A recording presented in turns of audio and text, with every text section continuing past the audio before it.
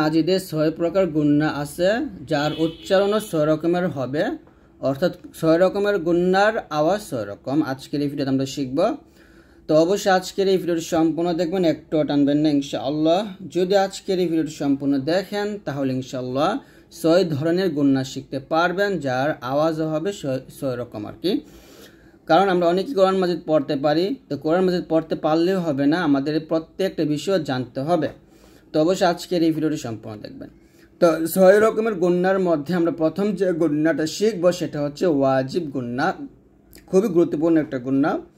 ওকে, এখানে ওয়াজিব গুন্না বলার কারণটা হচ্ছে যে এই গুন্নাটা করা হলো ওয়াজিব। তার মানে এখান থেকে বুঝতেই পারলাম কোরআন মাজিদ পড়ার সময় অবশ্যই ওয়াজিব গুন্নাটা আদায় করতেই হবে, কারণ ওয়াজিব একটা বিষয় ছাড়া যাবে না। ওয়াজিব গুন্নাটা আপনি কিভাবে বুঝবেন? যখন হরকতে পড়, হরকত কাকে বলে? এক জবর, এক জের এবং এক পেশকে হরকত বলা হয়। তো এই হরকতের পরে যখন নুনের উপরে তাসদিদ থাকবে অথবা মিমের উপরে তাসদিদ থাকবে, যেমন এখানে হামজা জের ই, এটা হলো হরকত। হামজা জবর আ, এটাও কিন্তু হরকত। সিন পেশ সু, এটাও হরকত, কারণ এখানে একটা জের, একটা জবর এবং একটা পেশ আসছে। তো এরকম এক জবর, এক জের, এক পেশটা এক এক আসে না, যে কোনো একটা হরফের নিচে বা উপরে আসে। তো এখানে আলিফের নিচে আসছে, এখানে সিনের উপর পেশ আসছে, এখানে আলিফের উপর জবর আসছে, এরকম আর কি। তো এরকম হরফের উপর জবর যে পেশ থাকলে আর পরের হরফটা যে নুনের উপরে তাসদিদ থাকে, নুনের উপরে তাসদিদ থাকলে হরকতের পরের হরফ নুন অথবা মিম থাকে, এবং নুন এবং মিমের উপর যদি তাসদিদ চিহ্নটা থাকে তাহলে এইকে বলা হবে ওয়াজিব গুন্না। আর এখানে আমরা অবশ্যই গুন্না আদায় করব। নুনের গুন্নাটা হলো জিহ্বার আগা ও পরের তালুর সঙ্গে লাগিয়ে আমরা নুনের গুন্নাটা আদায় করব। আর মিমের গুন্নাটা হলো দুই ঠোঁট মিল করে আমরা মিমের গুন্নাটা আদায় করব। যেমন হামজাহ নুন জের ইন, নুন জবর না, ইন না। আর এটা হবে দুই ঠোঁট মিল করে গুন্নাটা আদায় করতে হবে। হামজাহ মিম জবর আম, মিম জবর মা, আম মা, এরকম ভাবে। এখানেও হামজাহ মিম জবর আম, মিম পেশ মু, আম্মু। সিন নুন পেশ সুন, নুন জবর না, সুন্না। তা জের তি, সুন্নাতি। জিম নুন জবর জান, নুন জবর না, জান্না। তা জের তি, জান্নাতি। তো এরকম ভাবে বাংলা উচ্চারণ আছে ইন্না, আম্মা, আম্মু, সুন্নাতি, জান্নাতি।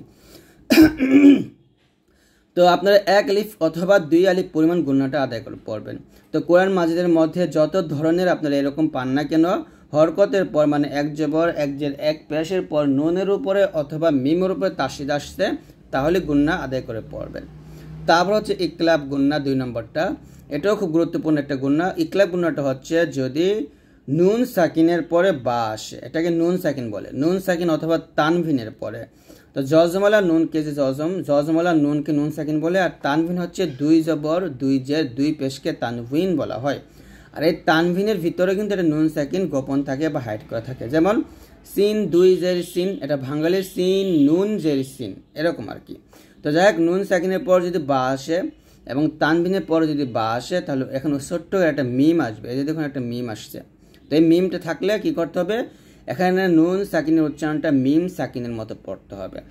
নুন সাকিনের উচ্চারণটা মিম সাকিনের মতো পড়তে হবে। যেমন মিম নুন যে মিন না বলে মিম বলতে হবে, অর্থাৎ এখানে একটু নুন সাকিনের ভাব থাকবে, তবে মিম সাকিন পড়তে হবে। মিম নুন জের মিম, বা আইন জবর বা, দাল জের দি, মিম বা দি, মিম বা দি। তো নুন ফা জবর নাফ, সিন মিম জের সিম, নাফ সিম। বা জের বি, মিম আলিফ জবর মা, নাফ সিম বিমা। তারপর ইয়া নুন জবর ইয়াম, বা জবর বা, ইয়াম বা, গইন ইয়া জের গি, ইয়াম বাগি। এরকম নুন সাকিনের পরে বা আসার কারণে আমরা কি করব? এই নুন সাকিনটা মিমের মাধ্যমে গুণাটা করব। তো এটা কিন্তু একটাই নিয়ম, নুন সাকিনের পর বা আসলে হবে। নুন সাকিনের পর বা অথবা তানভিনের পর, অর্থাৎ 2 জবর, 2 যে 2 পেশের পর বা আসলেই এরকম ভাবে গুণাটা আদায় করে পড়বেন। তারপরে 3 নম্বর যে গুণাটা, এটা হলো নুন সাকিনের ইদগামের গুণা। এটাও খুবই গুরুত্বপূর্ণ। যখন নুন সাকিনের পর অথবা তানবিনের পর মিম নুন ওয়াও ইয়া, মিম নুন ওয়াও ইয়া 4টা হরফ আসবে, তখন কি করতে হবে? মিল করে গুণনা আদায় করতে হবে। এখানে দেখুন নুন সাকিনের পর ইয়া আসছে, তার মানে আমরা এখানে নুন সাকিনটা আদায় করবো না, আমরা মিমকে ইয়াকে ধরবো এবং গুণনা করব। এখানে একটা শর্ত হচ্ছে, এখানে ইয়ার উপর তাসদিদ আসছে, ঠিক আছে, আমরা যাতে সহজে বুঝতে পারি এই জন্য তাসদিদ দেওয়া হয়েছে। অনেক সময় তাসদিদ নাও থাকতে পারে, না থাকলে একই হবে, মানে মিমকে ইয়াকে ধরবে। এখানে তাসদিদ আসুক না আসুক ওটা কোনো গুরুত্বপূর্ণ বিষয় না, গুরুত্বপূর্ণ বিষয় হচ্ছে নুন সাকিনের পর ইয়া আসছে কিনা অথবা তানবিনের পর ইয়া ওয়াও মিম নুন আসছে কিনা।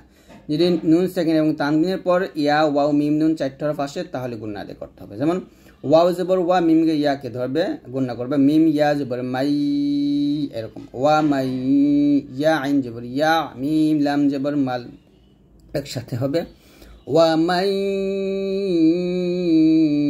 ইয়ামাল, ওয়া মাই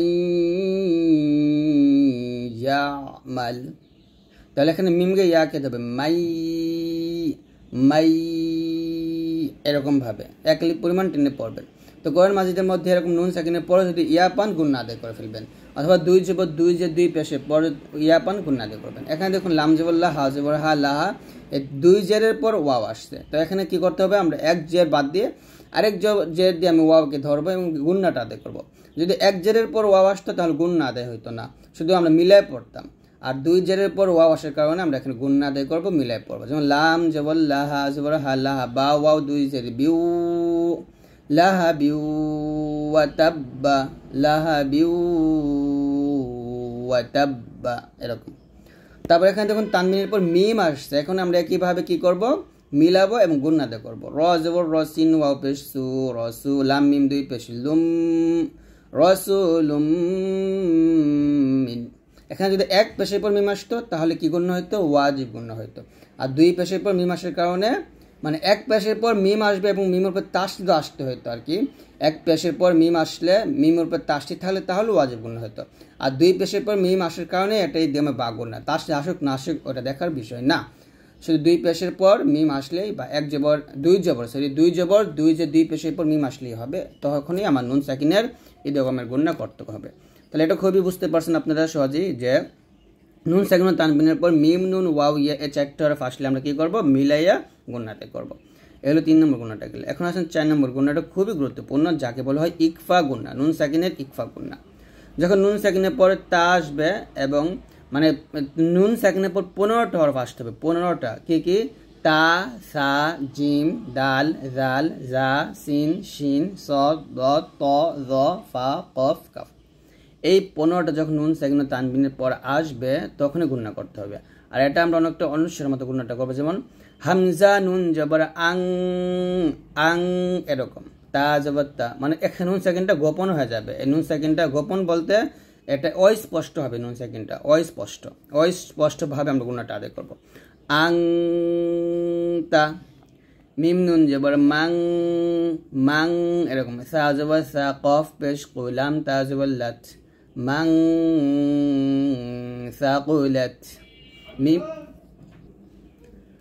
মাং সাকুলাত, মাং বলতে হবে গুণাটা, মাং সাকুলাত। মিম নুন জের মিং গুণা করবেন, মিং শাররি, মিং শাররি। ওয়াও জবর ওয়া, মিম আলিফ জবর মা, এক লিপ টান দিবেন, ওয়া মা উনজিলা। এখানে এক লিপ টান না 3 লিপ দিতে পারেন, কারণ পুরা আলিফ আসছে, মানে হামজা আসছে জন্য। ওয়া মা উনজিলা, গুণনা করবেন, উনজিলা, এরকম ভাবে। তাহলে মিং শাররি ওয়া মা উনজিলা। তো এরকম ভাবে আপনারা গুণনাটা আদায় করবেন। তারপরে হচ্ছে মিম সাকিনের ইকফা গুণনা, অর্থাৎ যখন মিম সাকিনের পর বা আসবে, এখন হচ্ছে মিম সাকিন, নুন সাকিন না, কিন্তু মিম সাকিনের পর যখন বা আসবে তখন গুণনা আদায় করবেন। এটা খুবই সহজ, যেমন তার অজব তর, মিম ইয়াজের মি, তর মি, হা মিম জের হিম, এই যে গুণনা আদায় করবেন। তর মি হিম বিহিজারাতিন, যে মিম সাকিনের পর বা, সেখানে আমি গুণাটা আদায় করতেছি, তারমিহিম এরকম ভাবে, তারমিহিম বিহিজারাতিন। তারপর এখানে দেখুন মিম সাকিনের পর বা, ওয়ামা হুম বিমুমিনিন, ওয়ামা হুম গুণ করবেন, ওয়ামা হুম বিমুমিনিন। তো এখান থেকে আমরা বুঝতে পারলাম মিম সাকিনের পর যখন আপনি কোরআন মাজিদের মধ্যে মিম সাকিনের পর বা পাবেন, মিম সাকিনের পর বা, তখনই গুণ আদায় করবেন। এটা হলো সহজ। এর আগে বললে মিম সাকিনের ইকফা গুণনা। এখন হচ্ছে সর্বশেষ গুণ হলো মিম সাকিনের ইদগম গুণনা। এটা হচ্ছে মিম সাকিনের পর মিম আসবে, এখানে মিম সাকিনের পর বা আসছে, এখানে মিম সাকিনের পর মিম আসবে। তো মিম সাকিনের পর মিম আসলে মিলাইয়া গুণনা করতে হবে, আর এই মিমের পর তাসিদ আসুক না আসুক তারপরে মিলাতে হবে। যেমন ওয়া আমানাহুম, এ আগে এই মিমকে ধরবে, ওয়া আমানাহুম মিন খাউফ, ওয়া আমানাহুম গুণা করবেন, ওয়া আমানাহুম মিন খাউফ, আতআমাহুম মিন জু। এখানে হা মিম পেশ হুম, এখানে গুণা করতে হবে, আত কলকলা, আতআমাহুম মিন জু। তো এরকমভাবে আপনারা এই 6টি গুণনা আদায় করে পড়বেন। তো যদি আপনারা আজকের এই ভিডিওটা না বুঝতে পারেন অবশ্যই আমাকে কমেন্টস করে জানাবেন, আমি ইনশাআল্লাহ আরও একটু ভালো করে বোঝার চেষ্টা করব। আর বুঝতে পারলে একটা লাইক দিয়ে দিবেন। তো সবাই ভালো থাকবেন, আল্লাহর রহমতে, আল্লাহ হাফেজ।